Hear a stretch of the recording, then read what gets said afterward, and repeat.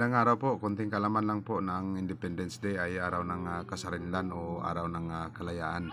Sa aming lokal po ng City of Talisay, Negros Occidental, kami po ay nagsiselebrate din ng Independence Day with a unique blend of local traditions and cultural events.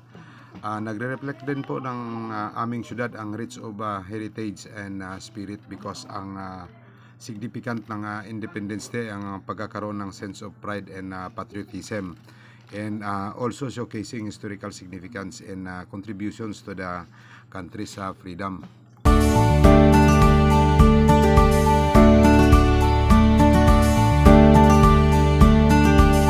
Overall po ng Independence Day ng Talisay City, Negros Occidental is a time for resident and visitors na gustong pumunta to celebrate the freedom and pay tribute to the city's historical significance and cultural heritage and a deep-rooted sense of patriotism.